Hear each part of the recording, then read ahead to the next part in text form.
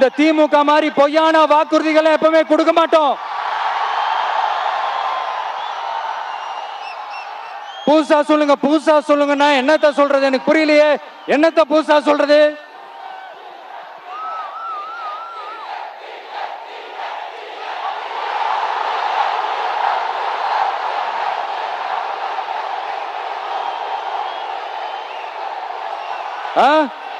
புதுசா என்னப்பா சொல்றது?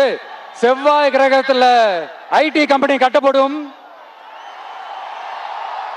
காத்துல கல்வீடு கட்டப்படும், அமெரிக்காவுக்கு ஒத்தடி பாதை போதப்படும், வீட்டுக்குள்ளே ஏரோப்ளேன் ஓட்டப்படும். இந்த மாதிரி அடிச்சு விடுவோமா? நம்ம சிஎம் அவர்கள் அடிச்சு விடுவாரு, அந்த மாதிரி அடிச்சு விடுவோமா?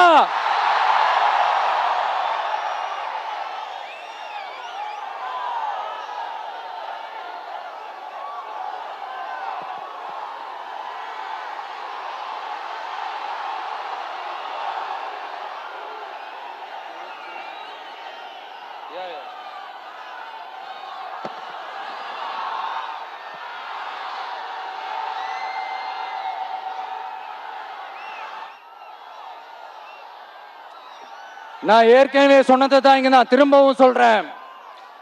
ஒண்ணு, இந்த பாசிச பாஜக அரசோட எப்பவுமே நாங்க ஒத்து போக மாட்டோம். ஒண்ணு. ரெண்டாவது, இந்த திமுக அரசு மாதிரி அண்டர் கிரவுண்ட் டீலிங், மறைமுக உறவுக்காரர்களா இந்த பாஜகவோட எப்பவுமே நாம இருக்க மாட்டோம். ரெண்டு. மூணாவது, மூச்சுக்கு முன்னொரு தடவை அம்மா அம்மா அம்மான்னு சொல்லிக்கிட்டு ஜெயலலிதா மேடம் சொன்ன அந்த விஷயத்தை டோட்டலா மறந்துட்டு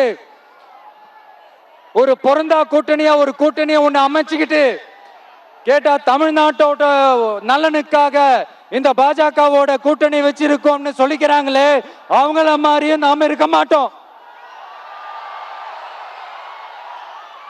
இல்ல, நான் தெரியாம தான் கேக்குறேன். இந்த பாஜக அரசு தமிழ்நாட்டுக்கு என்ன செஞ்சிட்டாங்க? நீட்டை ஒழிச்சிட்டாங்களா? கல்விக்கு தேவையான அந்த நிதியை முழுசா கொடுத்துட்டாங்களா? இல்ல தமிழ்நாட்டுக்கு தேவையான எல்லா விஷயங்களையும் தான் சரியா செஞ்சிட்டாங்களா? அப்புறம் எதுக்காக இந்த சந்தர்ப்பவாத கூட்டணின்னு நான் கேட்கல. புரட்சி தலைவர் எம்ஜிஆர் அவர்களோட உண்மையான தொண்டர்கள் அவங்க கேட்கிறாங்க. சரிப்பா, அவங்க கூட்டு பொரியல் அப்பளம்னு எதையாவது கிண்டிக்கிட்டோம், நமக்கு எதுக்கு?